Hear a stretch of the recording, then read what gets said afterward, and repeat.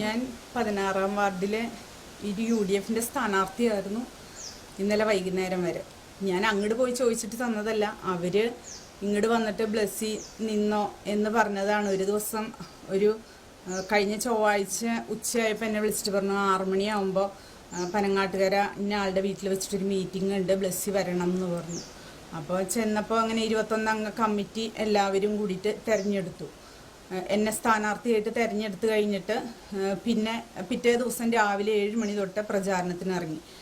Member എൻ്റെ കൂടെ ഉണ്ടായിരുന്നു, മണ്ഡലം സെക്രട്ടറി, മണ്ഡലം പ്രസിഡന്റ് ശ്രീകാന്തും ഉണ്ടായിരുന്നു.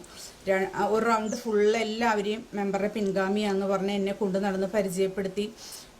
എല്ലാവരും നല്ല സപ്പോർട്ടായിരുന്നു. അത് കഴിഞ്ഞിട്ട് ഇപ്പം മെമ്പർ 15-ാം വാർഡിൽ നിൽക്കുന്നതുകൊണ്ട് എൻ്റെ അടുത്ത് പറഞ്ഞു, ഇനി ബ്ലസ്സിയൊക്കെ ഒരുവിധം പരിചയമുള്ളതല്ലേ, അപ്പം നീ തന്നെ ഇറങ്ങിക്കോ, കുഴപ്പമില്ലല്ലോ, അറിയാത്ത വീടുകളിൽ വേറെ ആളെ വിട്ടു തരാമെന്ന് പറഞ്ഞു. എന്നിട്ട് 2-3 പ്രാവശ്യം ഉച്ചവരെയും ഉച്ച കഴിഞ്ഞും ഒക്കെ വേറെ ആളെ കൂട്ടി വിട്ട് 2 റൗണ്ട് ഫുള്ളാക്കി.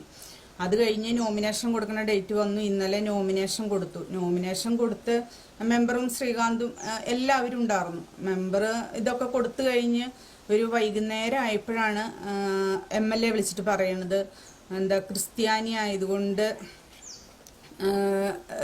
ഈ 3 ഇതും ക്രിസ്തീയ ഇതിൽ വരുന്നത് കൊണ്ട് പിന്മാറേണ്ടി വരും കേട്ടോ എന്ന്.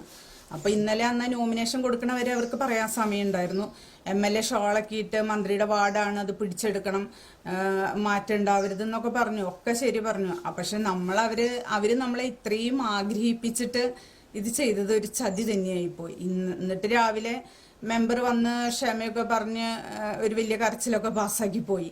ക്ഷമിക്കണം, ഇപ്പം ഞാൻ സപ്പോർട്ടായിരുന്നു, മറ്റുള്ളവർ സമ്മതിച്ചില്ല എന്തൊക്കെയോ പറഞ്ഞു. ഇപ്പം AUIയും ഗ്രൂപ്പാണ്, നമുക്ക് സത്യത്തിൽ ഗ്രൂപ്പ് അറിയില്ലായിരുന്നു.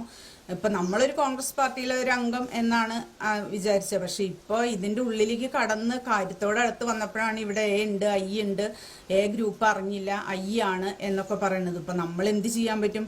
ഇപ്പം എനിക്കുള്ള ഒരു പരിചയം എന്ന് വെച്ചാൽ, ഇപ്പോൾ ഒരു കുടുംബശ്രീ ഒരു 6 കൊല്ലമായി ഞാൻ UDF ബേസിലാണ്. സിന്ധു സുരേഷ് ഉണ്ടായിരുന്ന കാലം മുതൽ കുടുംബശ്രീ UDF ഇതിൽ ഞാൻ കൊണ്ടു നടക്കുന്നുണ്ട്, തൊഴിലുറപ്പും.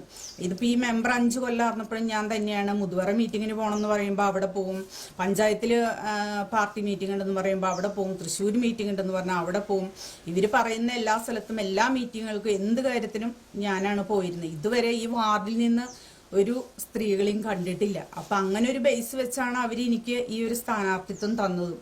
പക്ഷേ ഇപ്പം ഇന്നലെ രാത്രി ആയപ്പോൾ പറയുന്നു ക്രിസ്ത്യാനി ആയതുകൊണ്ട് നിൽക്കാൻ പറ്റില്ല. അപ്പം ഇനിയിപ്പോൾ ക്രിസ്ത്യാനികൾക്ക് എന്താ പറയുക, UDF വേണ്ടായിരിക്കും സ്ഥാനം, അല്ലാണ്ട് ഇപ്പം നമ്മളെന്തെന്നാ പറയുക.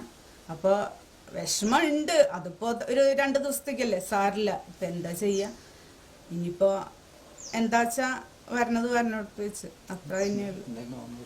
ഇപ്പം എന്തായാലും നോമിനേഷൻ ഞാൻ പിൻവലിക്കണില്ല, അതവിടെ കിടക്കട്ടെ. എന്നിട്ട് എന്താ വെച്ചാൽ അന്നേരം ചെയ്യാം. ഇവരായിട്ട് മെമ്പറായിട്ട് കൊണ്ടു കൊടുത്തതല്ലേ. ഇന്നലെ മെമ്പർ ഒരാളെ കൊണ്ടു കൊടുത്തു, ഇന്ന് മെമ്പർ ഒരാളെ കൊണ്ടു കൊടുത്തു.